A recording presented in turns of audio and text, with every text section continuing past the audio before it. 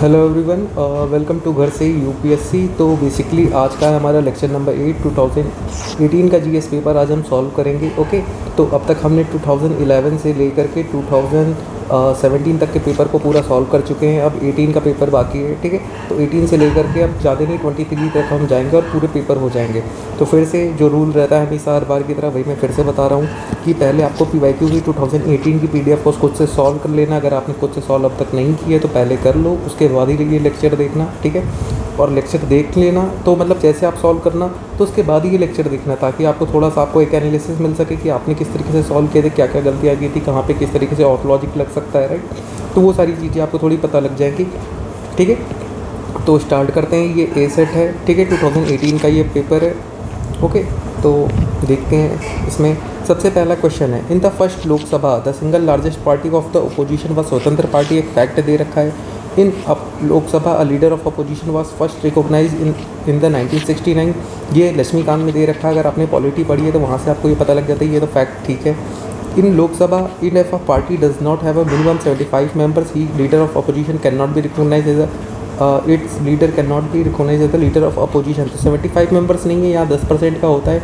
Total seat 545 है, तो total कितने हो जाएंगे 54 या 55 सीट्स होनी चाहिए उसके पास, राइट।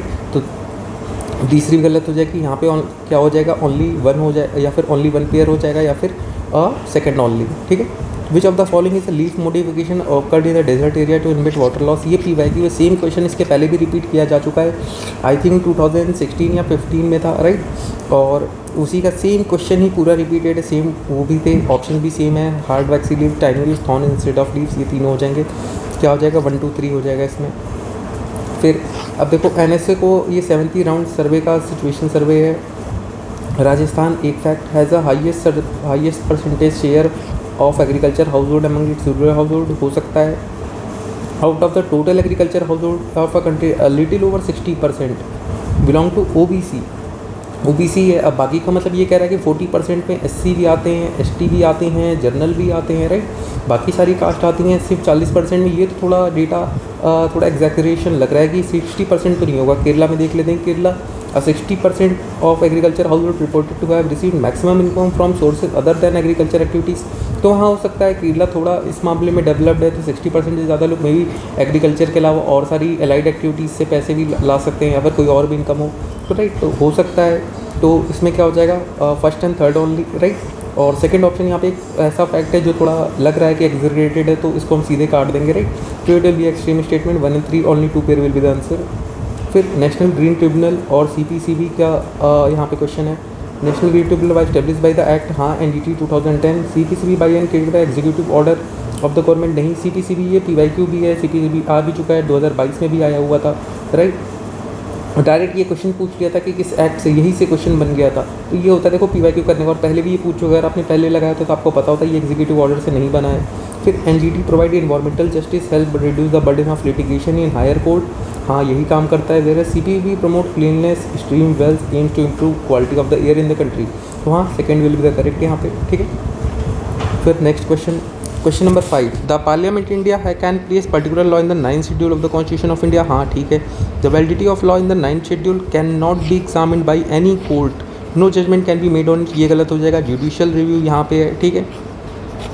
और आपको ये बताना है कि वो कौन सा जजमेंट था, इसको आप जाके एक बार गूगल करके अपनी नोट्स में देख लेना कौन सा जजमेंट था जिसमें क्या नाम है, सुप्रीम कोर्ट ने ये बोला था कि 9th शेड्यूल में कोई भी रखा लॉ, उसके आगे उन्होंने एक डेट भी दी थी, राइट। वो डेट जो थी केशवानंद भारती का जो केस हुआ था उसकी डेट थी कि उस डेट के आगे जो भी लॉ 9th शेड्यूल में रखे हैं वो ओपन टू जुडिशियल रिव्यू हैं, राइट। तो वो आप केस देख लेना एक बार कौन सा था, ठीक है।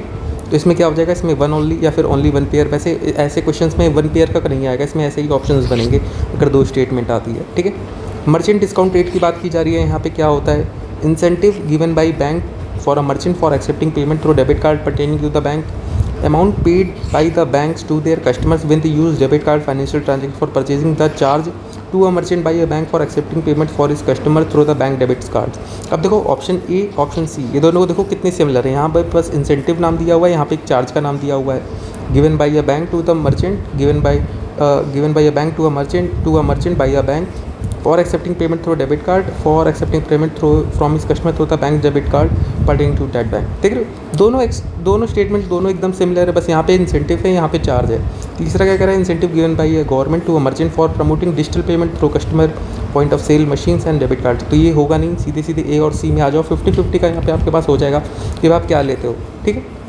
यहाँ पे मर्चेंट डिस्काउंट रेट है, डिस्काउंट रेट है तो कुछ लोग सोच लेंगे डिस्काउंट नाम से इंसेंटिव ही होगा, बट द थिंग यहाँ जो डिस्काउंट रेट है वो इंसेंटिव से नहीं इंक्लूडेड है, वो चार्ज से इंक्लूडेड है। वो चार्ज होता है जो कि जब भी मान लो कोई कस्टमर है, ठीक है, वो आपकी शॉप पे आया, उसके पास पैसे नहीं है, लेकिन बैंक उसको ये फैसिलिटी दे रही है, आपके पास कैश नहीं है, बट द थिंग आपको मैंने कार्ड दिया, उस कार्ड से आप ट्रांजेक्शन करके ले सकते हो, राइट। तो उससे क्या दुकानदार की सेल नहीं होती क्योंकि उसके पास कैश नहीं था कस्टमर के पास, बट द थिंग उसके पास कार्ड होने की वजह से दुकानदार की सेल हो गई। तो दैट द पॉइंट कि वहाँ पर जो दुकानदार होगा वो अपनी कुछ प्रॉफिट में से कुछ चार्ज जो है बैंक काटेगा उसके जो ट्रांजेक्शन में से, राइट, जिसकी वजह से बैंक को थोड़ा सा प्रॉफिट हो जाएगा कि आपकी सेल होने में हमने मदद की है अपने कार्ड से, ठीक है। तो इस वजह से वो एक चार्ज होता है जो काटा जाता है। तो merchant discount rate is a charge, ठीक है। Option C will be the correct. फिर 7, what are the consequences of a country becoming a nuclear supply group? It will access the latest and most efficient nuclear technology. हाँ, हो सकता है।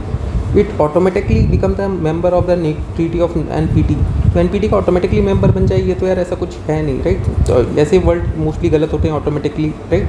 तो 1 will be the correct answer यहाँ पे। फिर with reference to the Indian decision to levy equalisation tax of 6%, equalisation tax की बात कर रहा है। Online advertisement offered by the non resident entities which of the following are correct? It introduce as the part of income tax act. Income tax कैसे हो जाएगा? ये तो इक्वलाइजेशन टैक्स है ना, इक्वलाइजेशन के लिए किया जा रहा है, और दूसरा किस पे किया जा रहा है? On non resident entities. तो इनकम टैक्स के पार्ट में कैसे आ जाएगा? गलत है। Non resident entities that offer advertisement services in India can offer a tax credit in their home country under double taxation avoidance agreement. तो ये इक्वलाइजेशन टैक्स है, ये इक्वल लेवल पे आपको लाने के लिए किया जा रहा है, राइट। इसका मतलब है कि आपको एक यहाँ पे प्रिविलेज मिला हुआ था, एक फेवर मिला हुआ था, राइट, और आपको वापस से लोग सबके साथ इक्वल लेवल पे प्ले करने के लिए इक्वलाइजेशन टैक्स लगाया जा रहा है 6% का, ताकि आप भी सबके बराबर में आ जाओ। और अगर आप अपने होम कंट्री में जाके डबल टैक्सेशन अवॉइडेंस एग्रीमेंट के अंदर अगर आपने वहाँ से वापस से टैक्स क्रेडिट ले लिया, तो फिर इसका मतलब क्या हुआ इक्वलाइजेशन टैक्स लगाने का, राइट। सिंपल सा एक मतलब है, दूसरा भी गलत हो जाएगा। तो both neither 1 neither 2 will be the correct here. फिर 9, consider the following statement. FRBM review committee report has recommended debt to GDP ratio of 60% for general combined government by 2023, comprising 40% for the central government, 20% for the state government. तो हाँ, हो सकता है ऐसी statement जहाँ भी ऐसी डिटेल में दी हुई हो और ऐसा फैक्ट ऐसे दिए हुए हैं, मोस्टली वो क्या होती हैं, वो सही होती हैं जहाँ पे दो से ज़्यादा फैक्ट दिए हुए हैं। ऐसे ही क्वेश्चन आपको 2022 या 23 में मिलेगा, जहाँ पे वो उसका मिला था AQI के बारे में कि क्या नाम है, एनुअल मीन कितना होना चाहिए, ईयरली मीन कितना होना चाहिए, राइट, मंथली मीन कितना होना चाहिए, वो पूरा दिखा होता है एकदम फैक्ट में। वो स्टेटमेंट भी यूपीएससी ने सीधी, ऐसे बहुत सारे मैं आपको आते हैं वाले पेपर्स में दिखाऊंगा जहाँ पे एक फैक्चुअल डिटेल में दी हुई है, और ऐसी है कि जो आपको लगे भी। अब 60% कंबाइन के लिए दिया है, 40% सेंट्रल के लिए, सेंट्रल गवर्नमेंट का डेब्ट ज़्यादा होता है, हाँ 40% ठीक है, स्टेट के लिए 20% ठीक है, स्टेटमेंट सही है। दूसरी, the central government has a domestic liabilities of 21% of the GDP as compare to 49% of the state government. अब यहाँ पे कह रहा है 40% सेंट्रल गवर्नमेंट की होनी चाहिए, 20% स्टेट गवर्नमेंट की, और यहाँ कह रहा है 21% सेंट्रल की है और 49 यहाँ पे क्या कर रहा है, स्वैप कर दिया गया है। 49 ऊपर होगा सेंट्रल का, 21 स्टेट का होगा, तभी तो 20 स्टेट के लिए होगा, और 40 क्या नाम है, सेंट्रल गवर्नमेंट का होगा, राइट। दूसरी स्टेटमेंट स्वैप की गई है, गलत हो जाएगा। As per the Constitution of India, it is mandatory for a state to take central government consent for raising any loan to the former rules and standing liability with। ये लक्ष्मीकांत का polity का direct statement, अगर आपने वहाँ से पढ़ा ये हो जाता डायरेक्ट। तो दूसरा गलत हो जाएगा, पहला तीसरा सही है, ओनली 2 पेयर। फिर the quantity imported edible oil is more than the domestic production of edible oil in the last 5 years। हाँ, हो सकता है इंपोर्ट हम, क्योंकि edible oil बहुत ज़्यादा करते हैं बाहर से, पाल्म ऑयल हमारे यहाँ होता नहीं है। बाद में इंडियन गवर्नमेंट ने थोड़े इनिशिएटिव लिए थे हमारे यहाँ प्रोडक्शन इंक्रीज़ करने के लिए पाल्म ऑयल के, राइट। तो edible oil हमारा मोस्टली जो होता है इम्पोर्ट होता है। The government does not impose any custom duty on all imported edible oil as a special case, गलत हो जाएगा। क्यों नहीं लगाएगी नहीं तो ब्लैक मार्केटिंग चालू हो जाएगी, लोग ला के स्टॉक कर लेंगे बहुत ज़्यादा, राइट। तो 2 विल बी इनकरेक्ट, पहला सिर्फ जो होगा वो करेक्ट होगा। फिर he wrote biographies of Mazzini, Garibaldi, Shivaji, Shri Krishna stayed in America for some time, elected to the central assembly. He was कौन था? अरबिंदो घोष। 1908 में जहाँ तक है वो, उसके बाद वो जब हुआ था, स्प्लिट हुआ था, उसके बाद चले गए थे गायब हो गए थे, फिर पौंडीचेरी चले गए वो, तो इनका तो नहीं होगा आई थिंक। मोतीलाल नेहरू को भी काट दो, क्योंकि शिवाजी और श्री कृष्णा के बारे में ये तो लिखेंगे नहीं, क्योंकि ये थोड़े लिबरल और लेफ्टिस्ट नेचर के थे, राइट। तो इनका शिवाजी और श्री कृष्णा से लेना देना होगा। बच गए कौन? बिपिन चंद्रपाल और लाला लाजपत राय। इन दोनों में देखोगे बिपिन चंद्रपाल, लाला लाजपत राय एक ऐसे इंसान थे जो अमेरिका भी गए हुए हैं, हाँ अमेरिका भी ये गए हुए थे, राइट। जब वो इंटरनेशनल रेवोल्यूशन वाला चल रहा था, रेवोल्यूशनरी मूवमेंट्स चल रहे थे, तो उस टाइम ये लाला लाजपत राय अमेरिका भी गए थे, स्पेक्ट्रम में ये दिया हुआ है। फिर श्री कृष्णा शिवाजी थोड़े रिलीजियस नेचर भी था इनका, तो ये भी हो सकता है। मजीनी और गरीबल्दी के बारे में लिख भी सकते हैं, तो हाँ हो सकता है लाला लाजपत राय यहाँ पे इन चारों ऑप्शन में से सबसे सूटेबल आंसर होंगे, और यही आंसर भी है, Lala Lajpat Rai. Aadhaar can be use as a proof of citizen and domicile, तो डोमिसाइल का सिटीजनशिप का नहीं है, राइट, तो पहली स्टेटमेंट गलत हो जाएगी। Once issued Aadhaar number can not be deactivated और ओमिटेड बाई इशूइंग अथॉरिटी, ऐसा कैसे हो सकता है, ये भी गलत हो जाएगा। आधार कैन नॉट बी डीएक्टिवेटेड और ओमिटेड, मान लो कि एक इंसान है, उसका आधार कार्ड बना था, फिर उसकी डेथ हो गई, 10-15 साल हो गए उसकी डेथ को, तो वो कार्ड कहीं यूज़ में नहीं आ रहा, वो नंबर किसी को दिया गया है, उसको तो फिर बाद में हटाना पड़ेगा ना, या डीएक्टिवेट करना पड़ेगा, या तो फिर से उसकी जगह किसी को इशू करना पड़ेगा, क्योंकि ऐसे तो फिर आधार नंबर कितना ही होगा, पॉपुलेशन नंबर हिसाब बढ़ती ही जाएगी, तो सबके लिए एक नया नंबर कैसे ला सकते हैं, तो उनके लिए होगा ना कुछ सीक्वेंस की, पुराना जो हो गया उसको फिर से रीन्यू करो या रिफ्रेश करो, कुछ तो गाइडलाइंस होगी, तो नाइदर 1 नाइदर 2। फिर question number 13, which of the following have shrunk immensely dried up in the recent past due to the human activities, Aral sea, black sea. Black sea तो नहीं होगा, ब्लैक सी क्यों नहीं होगा, अभी अभी तो यार रशिया यूक्रेन की वॉर हुई है, उसमें देखा हमने ब्लैक सी इतना पानी था, उसमें शिप वगैरह जाती हैं, पूरा पोर्ट है, राइट, तो ब्लैक सी तो नहीं होगा। आरएल सी, लेक बैकल। अब इन दोनों में आप आ जाओ, अब इसमें क्या है, अब लेक बैकल भी यूपीएससी ने पूछ चुकी है, यूपीएससी इसने कब पूछा, 2022 में पूछा है इसके बारे में, अगर ये पढ़ा होता है। ब्लैक सी के बारे में भी पूछ चुकी है, बॉर्डरिंग कंट्रीज़, इस बार भी चांसेस है पूछ ले 2024 में, राइट। तो इसमें मोस्टली क्या होगा, आप यहाँ पे 1 और ओनली 1 एंड 3 इन दो में फंस सकते हो, तो 50-50 का यहाँ पे आपके पास आ जाएगा कि 50-50 में आपको एक रिस्क लेना पड़ेगा कि क्या हो सकता है। तो वैसे इसका आंसर जो होगा ओनली 1 होगा, लेक बैकल भी अभी ड्राइड अप नहीं है, राइट। और यहाँ लिखा है due to the human activities, तो ह्यूमन एक्टिविटीज़ वैसे आरएलसी ही है, ठीक है। रूल ऑफ लॉ इंडेक्स कौन रिलीज़ करता है, एमनेस्टी इंटरनेशनल, ये तो ह्यूमन राइट के लिए। International court of justice rule of law index क्यों करेगा, UN commissioner of human rights, ये भी ह्यूमन राइट्स के लिए रूल ऑफ लॉ। तो वर्ल्ड जस्टिस प्रोजेक्ट, हाँ वर्ल्ड जस्टिस प्रोजेक्ट कर सकता है, option D will be the correct answer यहाँ पे, ठीक है। और एमनेस्टी इंटरनेशनल के बारे में देखो, पहले भी इन्होंने पूछा हुआ था, PYQ था ये, ठीक है, इस पहले भी पूछा, यहाँ पे ऑप्शंस में डाल दिया इन्होंने। फिर which of the following link all the ATMs in India, कौन है जो सारे ATMs को लिंक करता है इंडिया में, Indian bank association, national security, NPCI, reserve bank of India. अब देखो ये दो ऑप्शन है जो यूपीएससी हमेशा पूछती है, ये दोनों काट दो, NPCI और reserve bank of India mostly. और पिछले, अगर आप ये 2018 का पेपर है, पिछले आप 2015, 16, 17, 18 के उठाओगे, हर साल यूपीएससी ने NPCI के बारे में क्वेश्चन पूछा है। और अगर आपको ये पता नहीं होता कि क्या होगा, अगर आप ये भी पता होता कि यूपीएससी की एक थीम है, यूपीएससी 3-4 साल से लगातार NPCI से क्वेश्चन पूछ रहा है, तो यहाँ पर अगर आप NPCI मार करके आते तो भी आपका सही हो जाता, राइट। और वो इसका आंसर भी NPCI है, NPCI ही करंटली सारे ATMs को इंडिया में लिंक करता है एक दूसरे से, ठीक है। फिर next question number 16, capital adequacy ratio, ठीक है, is the amount that bank have to maintain in the form their own funds to offset any loss that bank incur if the account holder fail to reproduce. हाँ सही लग रहा है, नाम से capital adequacy ratio है, bank को एक मेंटेन करना पड़ता है खुद का फंड, ताकि अगर कोई उसको लॉस हो तो उसकी कैपिटल रिड्यूस ना हो, राइट। उसकी एडुकेट अमाउंट में कैपिटल रेस रखता है ताकि उसको वहाँ से एडजस्ट कर सके, हो सकता है। CAR decided by each individual bank, अब ईच इंडिविजुअल बैंक तो ऐसे तो यार फिर हर एक बैंक डिफरेंट कर जाएगी ना, कोई कहेगी मैं 2% रखूँगा, कोई कहेगी मैं तो 1% रखूँगा, कोई कहेगी मैं रखूँगा ही नहीं 0% रखूँगा मैं, तो हर एक बैंक में तो फिर एक वो होना चाहिए ना कि एक मेंटेन होना चाहिए कि राइट, कि एक प्रॉपर लेवल, इतना मिनिमम सफिशिएंट लेवल तो कितना होना चाहिए कि इतना आपको रखना ही है, तो उसके लिए गाइडलाइंस होगी। तो मे बी RBI की कोई गाइडलाइंस हो जिसके अकॉर्डिंगली वो इतना % CAR उनको रखना ज़रूरी ही होगा, राइट। तो क्योंकि RBI इन सारे मैटर्स में रेगुलेट करती है, तो ऑप्शन इसका क्या होगा, ओनली 1, दूसरा वाला गलत हो जाएगा, ईच इंडिविजुअल बैंक तो नहीं करती होगी।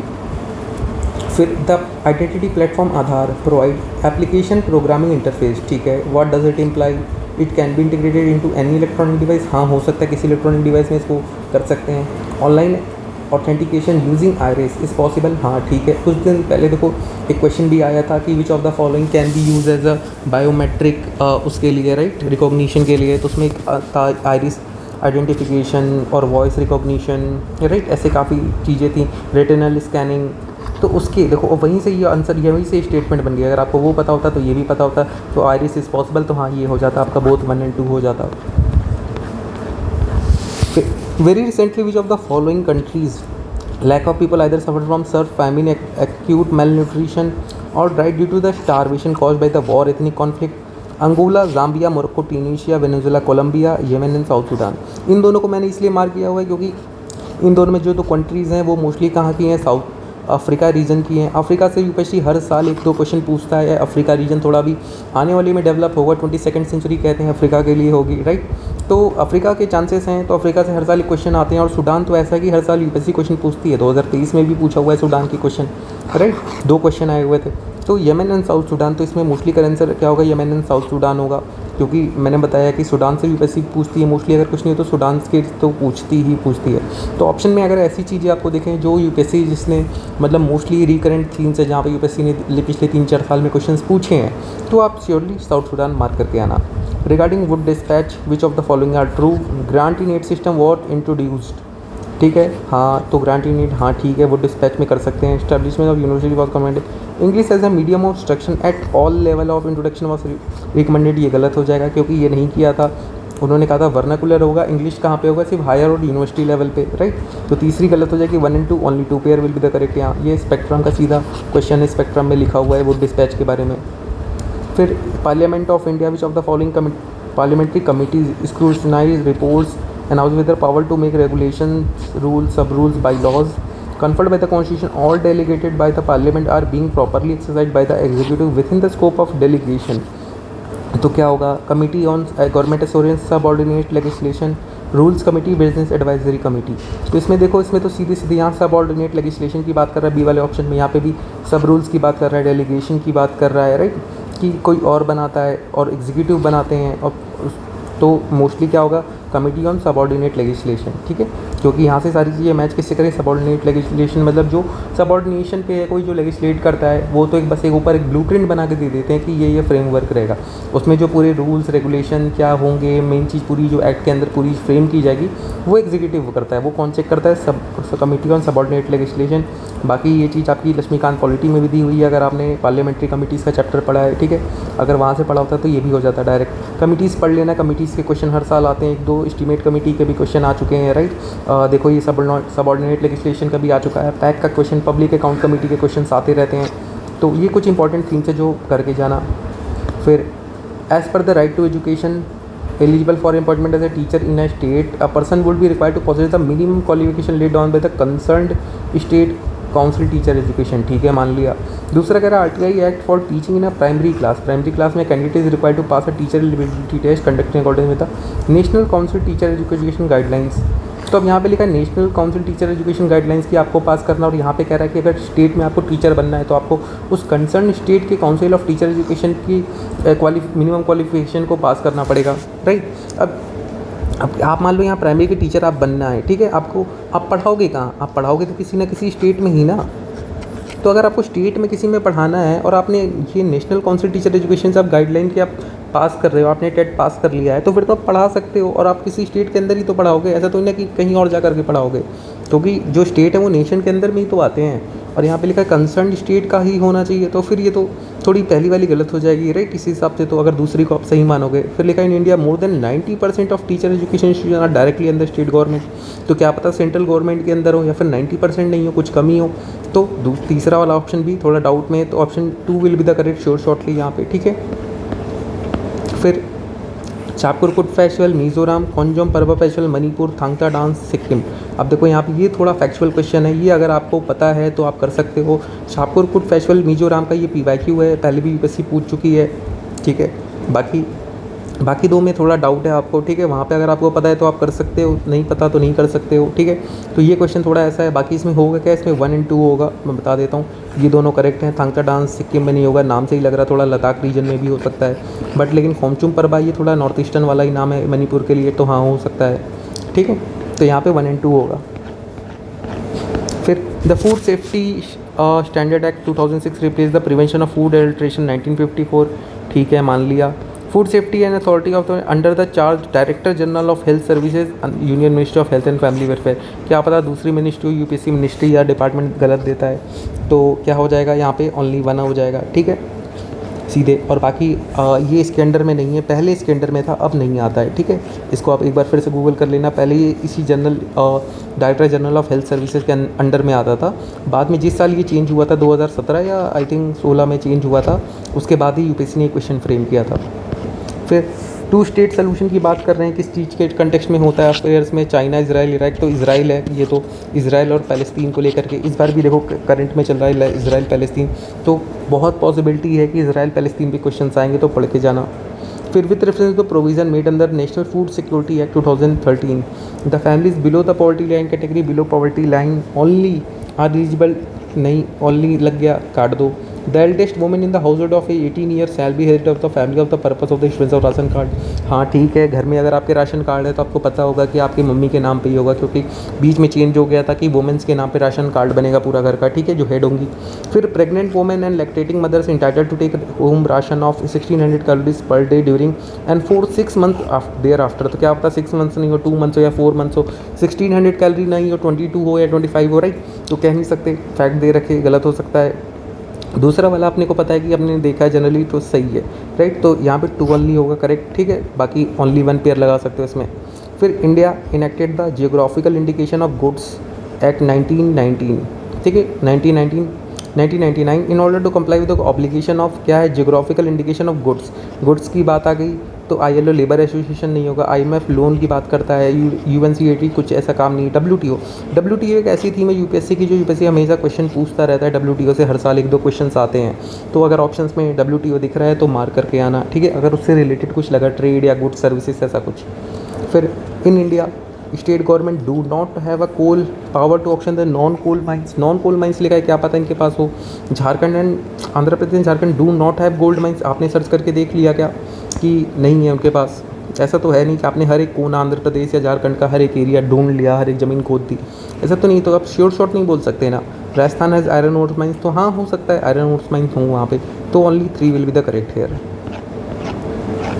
फिर with reference to the digital payments, consider the following statement: Bheem app allows the user to transfer money anyone with a UPI enabled bank account. हाँ हो सकता है। Using a chip pin debit card has a 4 factor of authentication. Bheem app has only 2 factor of authentication. तो क्या पता यहाँ पे swap कर दिया हो, या फिर यहाँ पे only 2 पेयर नहीं यहाँ 3 पेयर हो, राइट, या फिर यहाँ पे 4 पेयर नहीं यहाँ 3 पेयर हो, तो कुछ भी हो सकता है। तो यहाँ पे फैक्ट दे रखे, गलत हो सकते हैं ये, ठीक है। तो क्या दूसरा तो गलत हो जाएगा, only 1 will be the answer यहाँ पे। फिर which of the following cities which lie on the longitude closest two of Delhi. तो पुणे, नागपुर, हैदराबाद तो नहीं होगा, हैदराबाद काफ़ी साइड पड़ता है, दिल्ली बीच में है। और बेंगलोर, नागपुर, पुणे।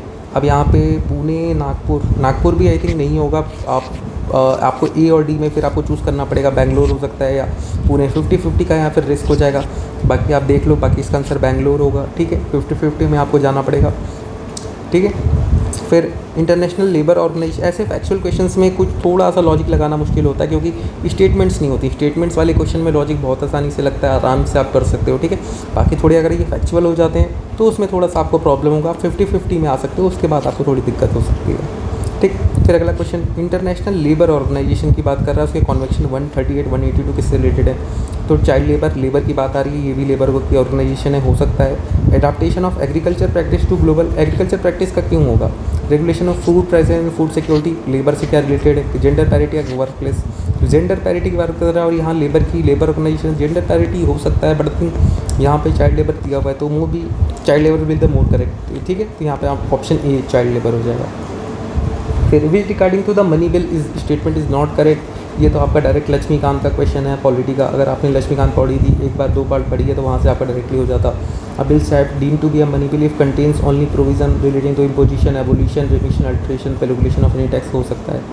अ money bill has a provision for the custody of the consolidated fund of India और कंटिजेंसी फंड ऑफ इंडिया, हो सकता है। Money bill is the concern with the appropriation of money out of the contingency fund of, नहीं, contingency fund of India से नहीं होता।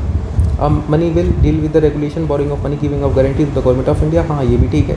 तो epsilon naught correct पूछा है, और सी वाला हो जाएगा यहाँ पे, राइट। ये तो डायरेक्ट लक्ष्मीकांत का, अगर आपने मनी बिल के बारे में थोड़ा पढ़ा है तो हो जाता। With reference to the election of the president, the value of the vote of each MLA varies from state to state, हाँ करेक्ट स्टेटमेंट है। The value of vote of MP of Lok Sabha is more than the value of MP of Rajya Sabha, गलत हो जाएगा। MP के सारे जितने भी MP होते हैं सबकी वोट वैल्यू जो होती है वो सेम होती है, ठीक है। तो ऐसा कुछ नहीं है कि राज्यसभा का ज़्यादा है राज्यसभा और कम है। इलेक्शन ऑफ द प्रेसिडेंट बहुत वैसा हॉट टॉपिक है, ठीक है। यूपीएससी हर साल पूछती है, 2023 में भी पूछा, थोड़ा स्टैंडर्ड उन्होंने बढ़ा दिया था। उन्होंने यहाँ पे एमएलए के वोट हैं उन्होंने वहाँ पे दे दिया था कि स्टेट वाइज क्या क्या होंगे, ठीक है। तो वो चीज़ें थोड़ा सा ध्यान में रख लेना। मैंने अपनी पीवाईक्यू नोट्स में उसको इंक्लूड किया है, जिन लोगों ने सब्सक्राइब कर रखा है उसे पढ़ लेना, ठीक है। उसमें चीज़ें दी हुई हैं पूरा कि हर एक स्टेट का कितना है वो वोट वगैरह होता है, ठीक। तो ये आपका सेकंड वाला तो रॉन्ग हो जाएगा, फर्स्ट वाला करेक्ट हो जाएगा यहाँ। Next question, in Indian context what is the implication of ratifying additional protocol with the international atomic energy agency? The civilian nuclear reactor come under the IAEA safeguard, the military nuclear install under the inspection of IAEA. A और B और option totally same है, बस यहाँ civil nuclear की बात कर रहा है और यहाँ मिलिट्री न्यूक्लियर इंस्टॉलेशन की बात कर रहा है। Country will have the privilege two by uranium from the energy, ऐसा कोई ज़रूरी नहीं है, ठीक है। और दस country automatically become the member of energy, ये भी ज़रूरी नहीं है, ठीक है। तो बी और सी, ये तो ऑटोमेटिकली वर्ल्ड लिखा है, मैंने बताया ऑटोमेटिकली वर्ल्ड जहाँ लिखा होता है डायरेक्टली काट दो आप।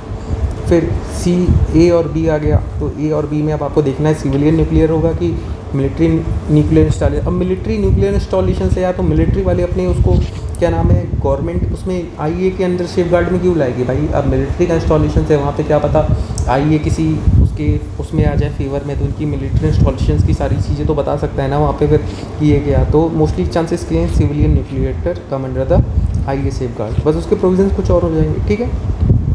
और देखो आईए भी क्या है, यूपीएससी का टॉपिक है, इससे भी क्वेश्चन बहुत सारे बार आ चुके हैं, रिपीटेड टॉपिक है ये, तो इसको भी पढ़ के जाना अच्छे से, ठीक है। फिर which of the following are free trade partners of ASEAN? अब देखो ये क्वेश्चन पूछा है एक साल पहले, ये 2018 का पेपर 2017 में उन्होंने पूछा था आरसीईपी के बारे में। आरसीईपी क्या है? इसी का नाम है free trade partnership of the ASEAN, इसी का नाम आरसीईपी है, रीजनल कॉम्प्रिहेंसिव इकोनॉमिक पार्टनरशिप। उसी को यहाँ पे बस अलग तरीके से उन्होंने पूछ लिया।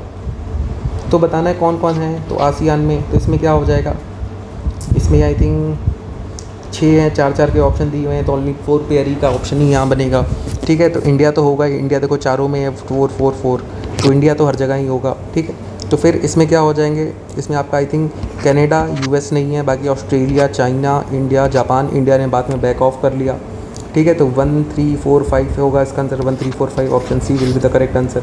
बाकी वैसे 4 पेयर है, तो अगर वैसे पेयर वाले में आता तो फिर आपको यहाँ पे लगाना पड़ता। अब 6 ऑप्शन हैं, 6 में से मैंने बताया है मोस्टली 4 का 6 में से 4, 5 में से 3, अगर कुछ ना पता हो तो ये कर सकते हो। 6 में है तो ओनली 4 पेयर, कभी कभी गलत भी होंगे, ठीक है। मैं ये नहीं कह रहा हूँ हमेशा करेक्ट होगा। जैसे 2023 में क्वेश्चन आया था रशिया यूक्रेन के बॉर्डर का, उसमें आए थे कितने, 6 ऑप्शन दिए हुए थे यूक्रेन के बॉर्डर के। अब मुझे पता था कि सिर्फ 2 ही है, लेकिन फिर भी मैं जल्दी में थोड़ा लॉजिक के सेंस में मैंने ओनली 3 पेयर मार के आया। मैंने कहा 3 में से 6 में से 3 तो सही होंगे, वो गलत हो गया था। But the thing at most जो ओवरऑल बेनिफिट था वो तो मुझे मिला, क्योंकि एक क्वेश्चन गलत हुआ लेकिन बाकी सारे तो सही हुए ना लॉजिक के थ्रू जाने में, तो ये बेनिफिट होता है। 1-2 आपके गलत होंगे, ऐसा कोई दिक्कत नहीं है, बट द थिंग ओवरऑल देखना है कि कॉस्ट बेनिफिट एनालिसिस में आपको फ़ायदा हो रहा है नुकसान हो रहा है, ठीक है। फिर with reference to the global alliance for climate smart agriculture, which of the following statement are correct? Global Alliance is the outcome of the climate summit held in Paris in 2015। तो यहाँ पे पेरिस एक word है, 15 2 fact they रखे, गलत हो सकते हैं। Membership FC does not create any obligation, binding obligation हाँ हो सकता है। India was instrumental in creation of GACA, तो ऐसा नहीं है, ऐसे वर्ड मोस्टली गलत होते हैं कि इंडिया वाज इंस्ट्रूमेंटल या India was the first to do so, तो ये ऐसे ही तो गलत होते हैं, ठीक है, बनाए जाते हैं ऐसे इंस्ट्रूमेंट, तो only 2 will be the correct, ठीक है। फिर which of the following are the aim of the digital India plan? Digital India plan का क्या एम है? Formation of India's own internet companies like China did, ये तो गलत हो जाएगा क्योंकि इंडिया के पास तो पहले भी इंटरनेट कंपनीज है ना। Establish of policy framework to encourage overseas multinational corporation that collect big data to build their large data center within our national geographic center boundaries। ऐसा जरूरी थोड़ी ना कि उनको यहाँ पे प्रमोट करो कि आप ला करके अपना बिग डेटा सेंटर यहाँ पे लाओ। डिजिटल इंडिया का है ना, इंडिया को डिजिटल बनाना है, बाहर वालों को अंदर थोड़ी ना बुलाना है, यहाँ वालों को डिजिटल बनाना है। तो connect many of our villages to the internet and bring wifi to the our many of school public place and major tourist destination. हाँ ये हो सकता है, third will the more correct, ये है डिजिटल इंडिया का प्लान कि digital India बनाना है, ठीक है, तो third will be the correct यहाँ पे। फिर towns mention in the pair, तो Aleppo Syria, Kirkuk Yemen, Mosul फ़लस्तीन, मज़ार शरीफ अफ़गानिस्तान। नाम से ही लग रहा है मज़ार शरीफ अफ़गानिस्तान, तो अब मज़ार शरीफ अफ़गानिस्तान में होगा, ये तो आपको करेक्ट हो गया, ठीक है। मतलब यहाँ 4 है, यहाँ 4 है, यहाँ 1 है, यहाँ 3 है, तो 1 और 3 में आ जाओ तो 1 और 3 में आपको 50-50 में चूज़ करना पड़ेगा। बाकी ठीक है। और अगर मान लो ऐसे क्वेश्चन ये वाला नहीं आता है, ओनली पेयर वाले आते हैं, तो only 1 pair, 2 pair, 3 pair, 4 pair हो जाएगा, तो उसमें फिर आपको चूज़ करना पड़ेगा। तो उसमें भी आप आ जाओ तो 4 में से मैंने बताया मोस्टली 3 या 2 सही होते हैं, तो 50-50 में आपको एक चूज़ करना पड़ेगा। या तो 2 पेयर सही होंगे या तो 3 पेयर सही होंगे। एक आपको पता लग गया है, बाकी का आपको चूज़ करना पड़ेगा 2 पेयर पे मार्क करूँ या 3 पे करूँ, ठीक है। तो ये आपको फिर रिस्क लेना पड़ेगा 50-50 का वहाँ पे। In the federation establish by the government of India 1935 residuary powers किसके पास थी? ये तो सीधा स्पेक्ट्रम का क्वेश्चन है, गवर्नर जनरल। बाकी पॉलिटी में भी पहला चैप्टर दे रखा है इसके बारे में, ठीक है। तो अगर पढ़ा होता तो ये डायरेक्टली क्वेश्चन था। जो ये श्योर शॉर्ट के मार्क्स होते हैं, तो इसके लिए आप अपना बेसिक्स तो कंप्लीट करके जाना, ठीक है। क्योंकि ये अगर ऐसे क्वेश्चंस भी आप गलत करोगे ना, तो फिर तो आप रेस से बाहर हो। तो ऐसे क्वेश्चंस आपके बिल्कुल सही होने चाहिए। The Speaker of the Legislative Assembly shall vacate his or office if she ceases to be a member of the Assembly। हाँ, करेक्ट चीज़ है। Whenever the Legislative Assembly dissolves, the Speaker shall vacate his or office immediately। Immediately नहीं करता है वो, after the election first session जो होता है उसके जस्ट बिफोर करता है, ठीक है। तो दूसरा तो गलत है ये भी। लक्ष्मीकांत पॉलिटी का डायरेक्ट क्वेश्चन। स्पीकर से बहुत क्वेश्चन आते हैं, speaker, governor, chairman, president, election of the president, parliament, preamble, fundamental right, fundamental duties, DPSP, ये सारे टॉपिक्स पॉलिटी के इंपॉर्टेंट सेक्शन हैं, तो इनको थोड़ा पढ़ के जाना। Which of the following reflect the most appropriate relationship between law and liberty. Law और लिबर्टी के बारे में कौन सा? If there are more laws there is less liberty. तो पहला वाला क्या कह रहा है? लॉ और लिबर्टी, इन दोनों के बीच में क्या है? सेम रिलेशन है, मतलब द प्रोपोर्शनल रिलेशन है कि मतलब अगर क्या ज़्यादा लॉ होगा तो लेस। अच्छा, इनडायरेक्ट रिलेशन बता रहा है कि मतलब if there are more law there is a less liberty, ठीक है। जितना ज़्यादा लॉ होंगे उतनी कम लिबर्टी होगी। दूसरा कह रहा है if there are no law there is a no liberty. दूसरा डायरेक्ट रिलेशन बता रहा है, अगर लॉ नहीं होगा तो लिबर्टी नहीं होगी। तो इसका अपोजिट क्या होगा? अगर लॉ होगा तो लिबर्टी भी होगी, राइट। तो दूसरा डायरेक्ट रिलेशन बता रहा है। तीसरा कह रहा है if there is a liberty law has to be made by the people. ये तो स्टेटमेंट बनाई हुई है। If law are change too often liberty is in danger, ये भी गलत है। ये दोनों पढ़ के ही लग रहा है कि बनाई हुई है। तो ऑप्शन ए और बी में आप रह जाओगे कि ऑप्शन ए और बी में आपको एक चूज़ करना पड़ेगा, क्या होगा? डायरेक्ट रिलेशन हो सकता है या फिर इनडायरेक्ट रिलेशन होगा, ठीक है। तो यहाँ पे मोस्टली होगा क्या? If there are no laws there is no liberty. तो इसका मतलब अभी इंडिया में अगर देखो लॉज हैं इतने सारे, लेकिन आपको लिबर्टी भी तो है। लॉ ही तो आपको लिबर्टी देता है, राइट। अगर कोई लॉ नहीं होगा तो आपके पास लिबर्टी नहीं होगी, क्योंकि हर एक इंसान के पास अपनी अपनी एक लिबर्टी होगी। तो वो आपकी लिबर्टी में इनरोच करेगा तो आपकी लिबर्टी नहीं रह जाएगी ना, आपको करने का हक नहीं मिलेगा।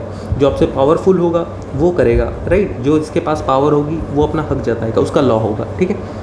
तो option B will the correct है यहाँ पे। No criminal proceeding shall be instituted against the governor of state in any court during the office term. हाँ, सही स्टेटमेंट है। The involvement of the governor of state shall not be diminished during the term of his office. हाँ, ये भी सही है, both 1 and 2। The well known Bani Thani belong to the Bundi school Jaipur. Kangra वहाँ है हिमाचल साइड में, कांगड़ा काट दो। बनी थनी नाम से लग रहा है राजस्थान का होगा, ठीक है। अब किशनगढ़, तो यहाँ पे आप आ जाओ तो अब आपको 3 ऑप्शन बच गए, बूंदी स्कूल, जयपुर स्कूल, किशनगढ़। इन तीनों में आपको एक चूज़ करना है, ठीक है। तो अब यहाँ पे आपके पास हो जाता है ऑप्शन कि आप क्या चूज़ करोगे, बूंदी स्कूल, जयपुर या किशनगढ़। 3 है, फैक्चुअल क्वेश्चंस हैं, इसमें आपको एक मार्क करके आना होगा। अगर कुछ ना समझ में आए ए और डी पे जाना, ए और डी, ठीक है। ए और डी में जो आपको सही लगे उस पर मार्क कर देना, ओके। अब बाकी इसमें देखो किशनगढ़, तो किशनगढ़ ही होगा यहाँ पे, ठीक है। किशनगढ़ है, ये राजस्थान का, ठीक है, वहाँ का है ये बनी थनी पेंटिंग। फिर terminal high altitude area defence, sometime in the news, ये क्या है? Israeli defence radar system. Israel का रडार सिस्टम को आयरन डोम बोलते हैं। इंडिया का इंडिजीनियस एंटी मिसाइल सिस्टम, तो उसको थार्ड नहीं बोलेगा इंडिया, कुछ और बोलेगा, हिंदी नाम रखेगा। अमेरिकन एंटी मिसाइल सिस्टम हो सकता है। Defence colony Japan and south Korea, तो वो कुछ ऐसा ही नाम होता, कोरियन या जापानीज़ नहीं होता। तो C will is the correct answer यहाँ पे। फिर with reference to cultural history of India most of the Tyagaraja kriti devotional song of the praise of lord Krishna. तो हो सकता है, नहीं भी हो सकता है। Lord Krishna Tyagaraja created several ragas, तो हो सकता है जनरल स्टेटमेंट है, ये तो श्योर शॉर्ट होगा। अनमचारन त्यागराज आर कंटेम्प्रीज के सारे क्वेश्चन गलत होते हैं मोस्ट ऑफ द टाइम। मैंने बहुत बार बोला है कंटेम्प्रीज वर्ड जहाँ आ जाए मोस्ट ऑफ द चांसेस है कि गलत होंगे। Annamacharya kirtan and are devotional in the face of song Lord Venkateswara, तो हाँ हो सकता है कि यहाँ पे क्या हो गया आपका तीसरा तो कट हो जाएगा। अगर ऐसे ऑप्शन आएंगे तो फिर तो आप डायरेक्टली निकाल दोगे 2 and 4। अदरवाइज़ यहाँ पे आपको रिस्क लेना पड़ेगा। एक तो आपको पता लग गया सही है, ठीक है, ओनली 1, एक तो कंफर्म हो गया, बाकी ये 2 बच गए। इन 2 में आपको चूज़ करना होगा कि ये 2 में एक सही हो सकता है, एक गलत हो सकता है, राइट। तो आपको यहाँ पे ओनली 2 पेयर और ओनली 3 पेयर में आपको एक 50-50 रिस्क लेकर के एक लगाना पड़ेगा, क्योंकि एक तो आपको पता है सही है, तो उसके अलावा एक इन दोनों में से एक सही हो सकता है या फिर ये दोनों सही हो सकते हैं, राइट। तो उसको बेसिस पे आपको यहाँ पे लगाना पड़ेगा, ठीक है। अब जैसे यहाँ लिखा है most of the Tyagaraja kritis in the praise of the lord Krishna, और यहाँ लिखा है Annamacharya kirtan devotional in the praise of long Venkateswara. Annamacharya नाम साउथ का है, वेंकटेश्वरा ये भी साउथ के गॉड है, तो हो सकता है, राइट। तो 2 और 4 विल ऐसे कर सकते हो आप थोड़ा। Main features of rule and law क्या होते हैं? लिमिटेशंस ऑफ पावर, हाँ। इक्वालिटी बिफोर लॉ, हाँ। People responsibility to the government, government responsibility toward the people होती है, not people responsibility toward the government. तो तीसरा गलत है। लिबर्टी एंड सिविल राइट्स, हाँ हो सकते हैं। तो ऑप्शन 1 to 4 और ओनली 3 पेयर। फिर 46 क्या था है? Which of the following statement correctly describe the meaning of legal tender money. ये NCERT है, अगर आपने NCERT पढ़ी हुई है, इकोनॉमिक्स डायरेक्ट क्वेश्चन वहाँ से है। Money which the tender in the court law defray the fee of legal cases, नहीं। Money which a creditor is under compulsion to accept the settlement of claims, हाँ यही होगा। Bank in the form of cheques, money, bill of exchange, ये नहीं होता। Metallic money in circulation of the country, ये भी नहीं होता। तो ऑप्शन बी होगा, राइट। जो क्रेडिटर अंदर कंपल्शन होता है in the two accept in the settlement of his claim, अगर वो क्लेम एक्सेप्ट नहीं करता है तो वहाँ पे क्या होता है, फिर उसके ऊपर केस भी किया जा सकता है। इवन आपने जब नोट पढ़ी होगी तो उसके नीचे लिखा होगा ना कि मैं धारक को 10 रुपये देने का वचन अदा करता हूँ, ऐसा करके नीचे लिखा होता है। I pay to the bearer of this note sum of 10 rupees और 100 रुपीज़, जिस भी सम की वो नोट होगी, ठीक है। वो किस लिए लिखा था? वो इसलिए क्योंकि वो एक लीगल टेंडर मनी है, राइट। अगर आपको वहाँ पे ले आके दोगे, आप कहोगे मैं ये नोट एक्सेप्ट नहीं करता, मुझे नहीं चाहिए, तो उसकी जगह पे वो उसके बदले में जो 100 रुपये वो होगा वो आपको दे देगा वो। फिर a commodity is provided free to the public by the government, then opportunity cost is zero. Opportunity cost can never be zero. Opportunity cost is ignored, तो इग्नोर क्यों कराया जाएगा? Opportunity cost is transferred from consumer of the product to the tax paying public. Opportunity cost is transfer from consumer of the product to the government. Option C and D दोनों similar है, दोनों में से एक में ही answer होगा इसका मतलब, राइट। अब यहाँ पे क्या कह रहा है कि कमोडिटी है वो फ्री ऑफ कॉस्ट दी जाती है पब्लिक को, कोई फ्रीबीज बांटी जाती हैं, तो उसकी अपॉर्चुनिटी कॉस्ट कौन भरता है, किसके ऊपर जाती है? तो अपॉर्चुनिटी कॉस्ट मतलब वो गवर्नमेंट है, गवर्नमेंट उसको पैसा है, गवर्नमेंट ने कुछ सामान खरीदा और पब्लिक को फ्री में बांट दिया, पब्लिक को फ्री में मिल गया, लेकिन उसका जो पैसा था एक्चुअल में उसका भार किस पे आया? उसका भार किस पे आएगा? गवर्नमेंट पे आएगा या कंज्यूमर पे आएगा या फिर टैक्स पेइंग पब्लिक पे आएगा? तो टैक्स पेइंग पब्लिक पे ही आएगा जनरली, क्योंकि एट लास्ट पैसा किसका जा रहा है? वो टैक्स पेइंग पब्लिक का ही तो जा रहा है अल्टीमेटली। तो tax paying public will the correct answer यहाँ पे गवर्नमेंट नहीं होगा, राइट। क्योंकि गवर्नमेंट पे कैसा भार आएगा? गवर्नमेंट को तो वो गवर्नमेंट क्या करेगी? गवर्नमेंट के पास रेवेन्यू कम होगा, वो टैक्स बढ़ा देगी, राइट। तो टैक्स पेइंग पब्लिक जो है अल्टीमेट बियर वो करती है, ठीक है। 48 पे आ जाते हैं। Increase in the absolute per capita income does not connote a higher level of economic development. अगर रियल मान लो जीडीपी और पर कैपिटा इनकम बढ़ रही है, ये जीडीपी मान लो अभी 4 ट्रिलियन है, अब वो बढ़ के 5 ट्रिलियन हो गई, ठीक है। और वो कह रहा है और इससे क्या हुआ, हमारी ग्रॉस नेशनल प्रोडक्ट है वो भी बढ़ गई है, ठीक है, हाँ बढ़ गई पूरी। अब ये कह रहा है वो लेकिन higher level of economic development show नहीं कर रही, इकोनॉमिक डेवलपमेंट लेकिन उसकी वजह से शो नहीं हो रहा है। क्यों? Industrial output fails to keep with agriculture output. Agriculture industrial output और एग्रीकल्चर आउटपुट साथ साथ नहीं चल रहे, इसका मतलब थोड़ी ना है इसकी वजह से इकोनॉमिक डेवलपमेंट का, ऐसा तो कुछ नहीं है। Agriculture output fails to keep with industrial output, तो ऐसा भी ये दोनों स्टेटमेंट सेम जैसी हैं, बस अपोजिट कर रखा, लेकिन ये दोनों ही गलत हैं क्योंकि दोनों इन तक पेस नहीं कर पा रहा। अभी भी तो इंडस्ट्रियल आउटपुट जो है वो पेस नहीं कर पा रहा है एग्रीकल्चर से। एग्रीकल्चर आउटपुट जो है इंडस्ट्रियल आउटपुट से मतलब मैचिंग में नहीं है, बहुत ज़्यादा डिफरेंस है। और इंडस्ट्रियल आउटपुट का सर्विस सेक्टर से बहुत ज़्यादा वो डिफरेंस है, राइट। तो लेकिन उसकी वजह से ऐसा कुछ नहीं है कि इकोनॉमिक डेवलपमेंट नहीं हो रहा है। फिर तीसरा क्या लिखा है? Poverty and unemployment crisis. हाँ ये आंसर एक हो सकता है कि पॉवर्टी और अनएम्प्लॉयमेंट बढ़ रही है, इसकी वजह से इकोनॉमिक डेवलपमेंट क्या होता है? इकोनॉमिक डेवलपमेंट तो यही होता है ना कि पॉवर्टी कम हो, अनएम्प्लॉयमेंट जो है वो कम हो, राइट, लोग पुअर ना हो, सबके पास सोशल बेसिक नीड्स उनको फुलफिल करने के लिए चीज़ें हों, ह्यूमन कैपिटल फॉर्मेशन हो, राइट, कैपिटल जनरेशन हो, तो ये सारी चीज़ें होती हैं। तो अगर पॉवर्टी, अगर आपका जीडीपी बढ़ रही है लेकिन फिर भी आपके देश में गरीबी और बेरोजगारी बहुत ज़्यादा बढ़ती जा रही है, तो इकोनॉमिक डेवलपमेंट कैसे होगा?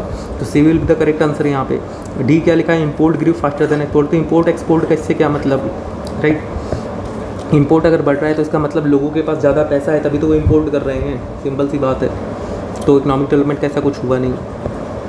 फिर next question, consider the following statement, human capital formation as a concept of the better explain in terms of process which enable human of a country to accumulate more capital.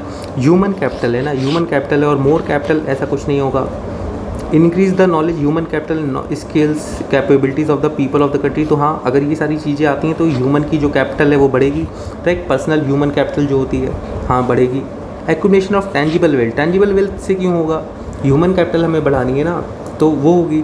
Accumulation of intangible wealth, हाँ intangible wealth हो सकती है, right. Intangible wealth में क्या आ जाएगा, आपकी goodwill आ जाएगी, आपका हार्मनी आ जाएगा, राइट। ये सारी चीज़ें आपकी आ जाएंगी सोसाइटी की। तो इंटेंजिबल वेल्थ हो सकती है, आपका बी ऑप्शन भी हो सकता है, राइट। तो आपका ये दोनों करेक्ट हो जाएगा, 2 पेयर यहाँ पे करेक्ट होगा, ठीक है। बाकी ऐसे आपका क्या है 2 और 4 हो जाएगा। फिर despite being a high saving economy capital formation में not a result in a significant increase in output too. High saving economy है लेकिन फिर भी कैपिटल फॉर्मेशन नहीं हो पा रहा है, क्यों, increase in output not result in significant increase in output. Capital मतलब सेविंग होने के बाद भी आपकी कंट्री में कैपिटल फॉर्मेशन क्यों नहीं हो रही है, वीक एडमिनिस्ट्रेटिव मशीनरी है इसके कारण नहीं, ऐसा तो कुछ नहीं। इलिटरेसी के कारण कैपिटल फॉर्मेशन नहीं हो रही, ये भी नहीं होगा। हाई पॉपुलेशन डेंसिटी नहीं। अब यहाँ पे जो option D high capital output ratio, यहाँ पे बात किसका कर रहा है, कैपिटल का और आउटपुट का, राइट। और यहाँ पे क्या दिया हुआ है, कैपिटल आउटपुट रेशियो। तो दे में भी देर इज अ चांसेस ये दोनों लिंक हो, राइट। तो option D will be the more correct है। फिर after the Santhal uprising substitute what over the measures taken by the colonial government territories का संथल परगनास वर क्रिएटेड। तो या there will be the chances कि संथल परगनास नाम की एक टेरिटरी बनाई गई हो और वहाँ पे उन्होंने क्योंकि रिवॉल्ट किया था, गवर्नमेंट ने कोई मेजर लिए कॉलोनियल गवर्नमेंट, तो it become illegal for the Santhal to transfer land to the non Santhals. तो हो सकता है कि भाई उन्होंने ट्राइबल ने रिवॉल्ट कर, ट्राइबल के रिवॉल्ट मोस्टली इसीलिए हुए थे क्योंकि उनकी जो लैंड पे मनी लैंडर्स मिडिल मैन ये आके कब्जा कर रहे थे। तो ये हो सकता है कि इलीगल कर दिया हो कि संथल्स ने, तो अब वो ट्रांसफ़र नहीं कर सकते किसी नॉन संथल्स को, राइट। तो both statement will be the correct, right यहाँ पे। फिर 52 economically one of the result of the British rule in the 19th century was एक increase in the export of Indian handicraft. ये गलत हो जाएगा क्योंकि ब्रिटिश के जो रूल के जो इम्पैक्ट थे मोस्टली निगेटिव थे, तो ये स्टेटमेंट पॉजिटिव की बात कर रहा है लेकिन ये गलत हो जाएगा।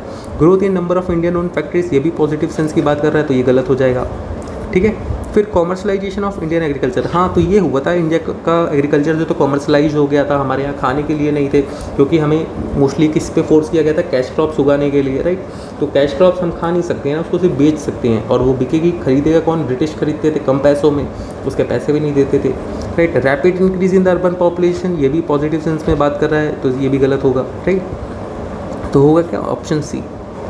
If the President of India exercises power under the Article 356 Constitution, the respect of the particular state, then अगर 356 मतलब वहाँ पे अगर प्रेसिडेंट रूल लगता है, स्टेट इमरजेंसी लगती है, तो assembly of the state automatically dissolve नहीं होती है। Power of legislature of the shall be exercised by under the authority of parliament. हाँ, आर्टिकल 19 इज सस्पेंडेड, ये भी नहीं होगा। वो कब होता है, नेशनल इमरजेंसी में होता है। President can make laws relating to the state, president law नहीं बनाते, पार्लियामेंट बनाती है। प्रेसिडेंट क्या संभालता है, प्रेसिडेंट किसका पार्ट है, एग्जीक्यूटिव का, तो ये एग्जीक्यूटिव वाले जो फंक्शन होते हैं स्टेट के वो संभालता है थ्रू द गवर्नर, ठीक है।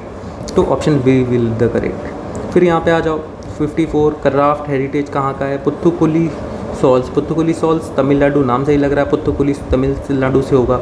सूजनी एम्ब्रॉयडरी महाराष्ट्र, सूजनी नाम है तो मे बी यूपी का हो सकता है, महाराष्ट्र का हो सकता है या फिर कहीं और का, तो चांसेस गलत होने के। उपदा जमदनी साड़ीज़ कर्नाटका, उपदा जमदनी, तो ये भी हो सकता है नहीं हो सकता है। तो यहाँ पे फिर आपको रिस्क लेना पड़ेगा, आपको लग रहा है कि एक सही हो सकता है एक गलत हो सकता है, बाकी तीसरे का कंफर्म नहीं है आपको। तो यहाँ पे फिर आपको ओनली 2 पेयर में या फिर ओनली 1 पेयर, इन दोनों में आपको 50-50 का रिस्क लेना पड़ेगा, ठीक है। तो 50-50 में आपको जो सही लगे, जो लगता है कि हाँ मैं करेक्ट कर सकता हूँ वो कर देना, ठीक है। वैसे यहाँ पे आंसर क्या होगा, यहाँ पे तो वैसे आंसर मोस्टली 1 ओनली होगा, सिर्फ पुत्तुकुली सॉल्स होगा तमिलनाडु का, बाकी दोनों के ऑप्शंस गलत हैं, ठीक है।